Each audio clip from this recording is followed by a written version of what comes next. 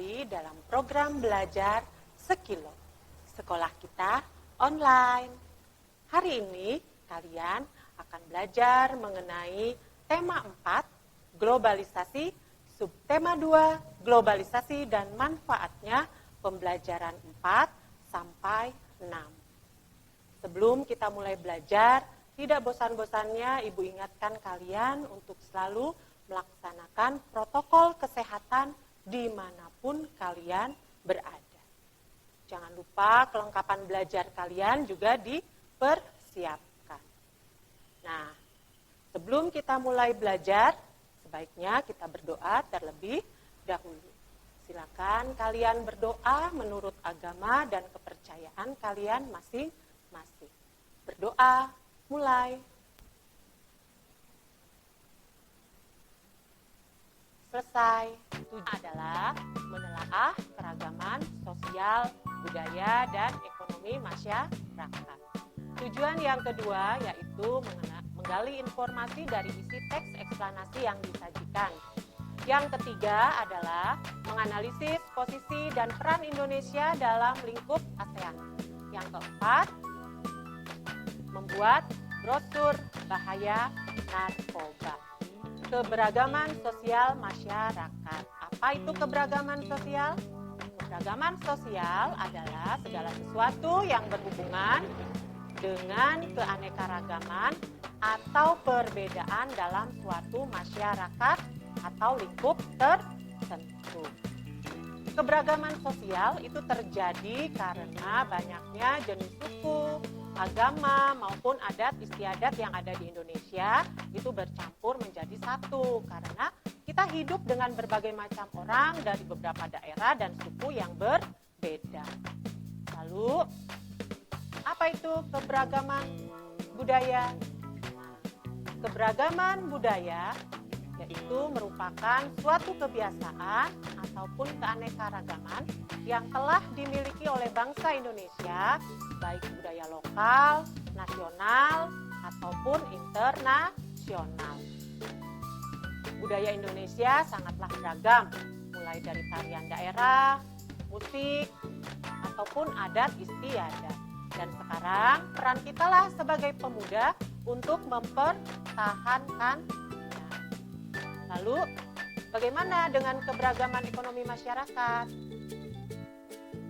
Keragaman ekonomi adalah kondisi di mana kegiatan ekonomi di dalam masyarakat itu beragam atau berbeda-beda. Kegiatan ekonomi itu terbagi menjadi beberapa jenis, seperti agraris, industri, jasa perdagangan, dan lain sebagainya. Nah, keragaman Indonesia itu bisa kita lihat dari lingkungan terdekat kita. Berapa banyak jenis profesi yang kita jumpai. Profesi yang bermacam-macam inilah yang disebut dengan keberagaman ekonomi. Lalu, apakah pengaruh globalisasi terhadap keragaman ekonomi, budaya, sosial di dalam masyarakat kita? Mari kita lihat anakku. Seperti yang kalian tahu, globalisasi itu sendiri itu merupakan suatu proses tatanan masyarakat yang mendunia, yang membuat antara satu negara bergantung dengan lainnya, tanpa batas waktu dan jarak. Pengaruh globalisasi terhadap sosial budaya itu melibatkan pembentukan norma dan identitas sosial budaya baik secara individu ataupun secara kelompok. Sedangkan pengaruh globalisasi terhadap ekonomi adalah antara lain adanya kegiatan ekspor impor, lalu membuka lapangan pekerjaan baru, sehingga mempermudah mencari pekerjaan. Dan ternyata anak-anak, pengaruh globalisasi itu tidak hanya bersifat positif, tetapi ada juga pengaruh negatifnya. Salah satunya adalah penyalahgunaan narkotika dan obat-obatan berbahaya. Sekarang mari kita lihat teks berikut ini. Kalian amati baik-baik ya. Kebijakan ASEAN dalam menanggulangi penyalahgunaan narkotika dan obat-obatan berbahaya di Asia Tenggara. Kawasan Asia Tenggara merupakan salah satu kawasan yang memiliki tingkat penyalahgunaan narkoba yang tinggi di dunia. Terjadinya penyalahgunaan narkoba di Asia Tenggara memunculkan ancaman tersendiri yang berdampak pada keamanan sebuah negara. Adanya fenomena penyalahgunaan narkoba itu tentu saja mendorong ASEAN untuk mengambil tindakan penanggulangan. Namun, tindakan untuk penanggulangan ini tidak dapat kita lakukan sendiri, harus dilakukan secara bersama-sama. Sehingga hal ini menuntut adanya kerjasama di antara negara-negara di Asia Tenggara. Nah, ASEAN itu mulai menyadari akan bahaya ancaman penyalahgunaan narkoba di Asia Tenggara pada tahun 1972.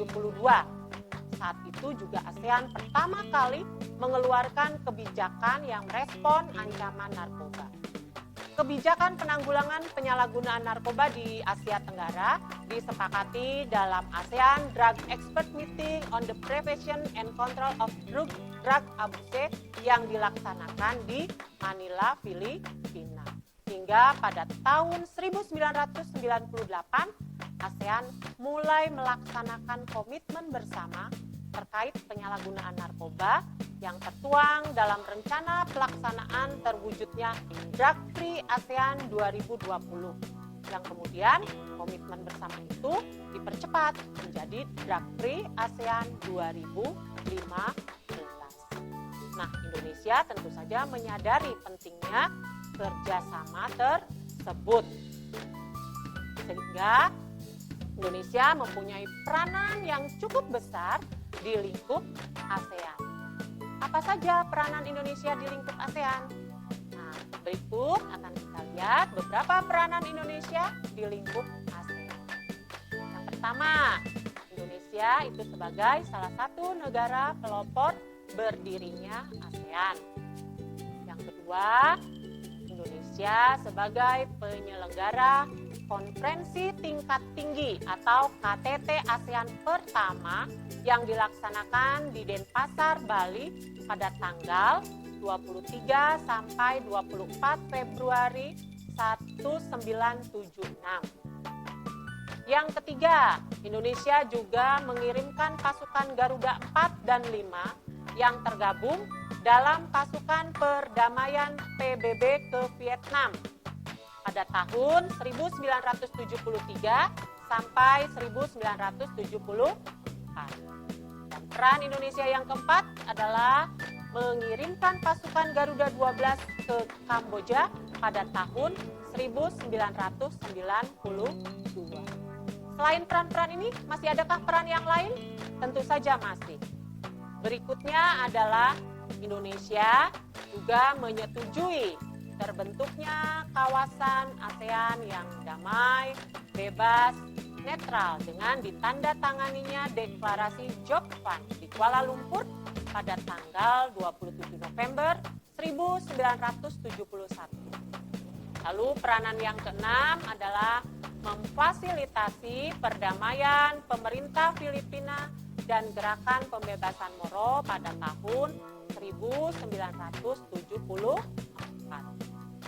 Peran yang berikutnya yaitu sebagai tuan rumah pertemuan Jakarta Informal Meeting yang dilaksanakan pada tahun 1988.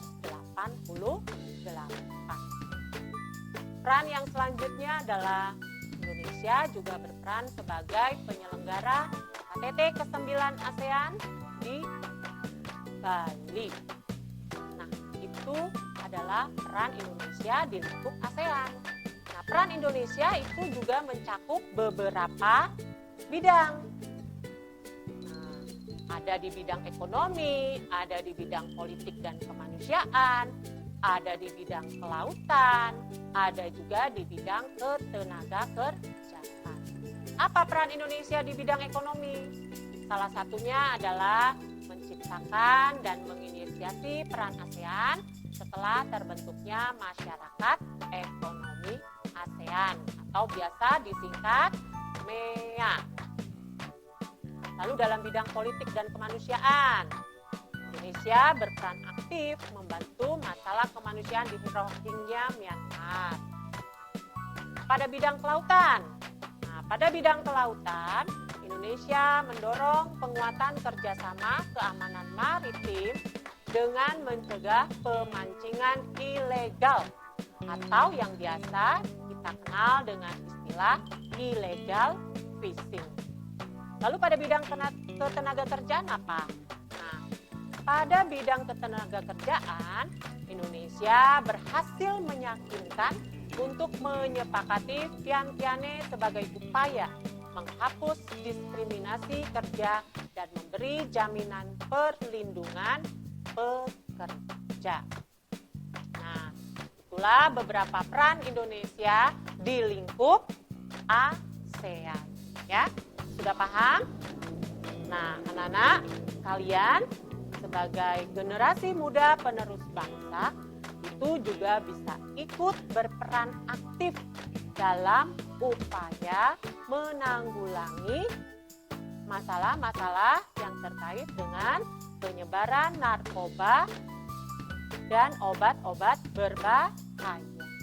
Salah satu yang bisa kita lakukan misalnya dengan membuat brosur yang berisi tentang bahaya narkoba.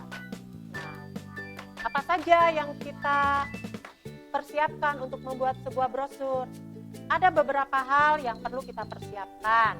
Misalnya informasi-informasi yang berkaitan dengan narkoba. Apa itu narkoba? Lalu obat apa saja yang termasuk obat-obatan berbahaya? Apa dampaknya bagi tubuh kita dan sebagainya. Ya, jadi kita cari dulu informasinya. Setelah kita dapat informasi mengenai bahan yang akan kita sampaikan, baru informasi tersebut kita tuangkan ke dalam brosur. Jangan lupa, pada saat membuat brosur, kita buat semenarik mungkin.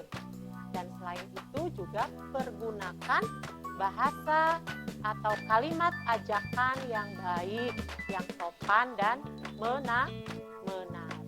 Ini merupakan salah satu contoh brosur mengenai bahaya narkoba. Berikut dampaknya, baik dampak fisik, dampak psikologi, ataupun dampak sosial yang akan terjadi akibat adanya narkoba.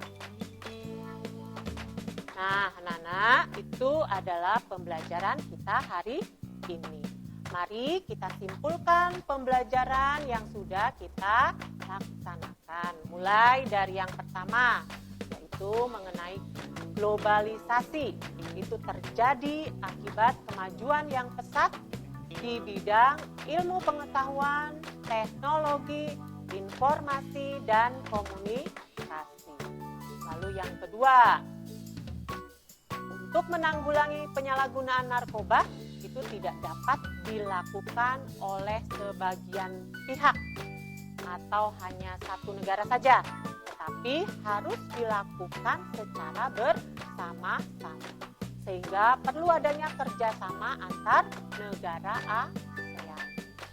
Lalu yang ketiga adalah Indonesia mempunyai peran yang sangat besar di lingkup negara-negara ASEAN, baik di bidang ekonomi, politik, kemanusiaan, kelautan, dan lain sebagainya. Kesimpulan yang keempat adalah kita sebagai pelajar juga dapat berperan aktif dalam upaya mencegah penyalahgunaan narkoba di masyarakat. Salah satunya bisa kita lakukan dengan cara seperti tadi, membuat brosur mengenai bahaya narkoba. Nah, untuk lebih memperdalam materi pembelajaran kita, maka Ibu akan memberikan evaluasi pembelajaran. Ada 5 soal yang harus kalian kerjakan. Yang pertama, kalian tuliskan 3 informasi penting yang terdapat dalam bacaan tadi, ya, mengenai kebijakan ASEAN tersebut. Yang kedua, jelaskan dampak penyalahgunaan narkoba bagi kehidupan berbangsa dan bernegara. negara. Yang ketiga, tuliskan 3 peranan Indonesia di lingkup ASEAN. Yang keempat, jelaskan informasi apa saja yang perlu kalian cantumkan ketika membuat brosur bahaya narkoba. Dan soal yang terakhir adalah Ibu minta kalian membuat sebuah brosur yang berisi tentang bahaya narkoba. Kerjakan tugasnya. Setelah selesai, maka tugas ini boleh kalian kumpulkan ke Bapak dan Ibu gurumu di sekolah. Nah, demikian anak-anak pembelajaran kita hari ini. Semoga bermanfaat. Tetap menjaga kesehatan, tetap semangat. Selamat siang. Assalamualaikum warahmatullahi wabarakatuh.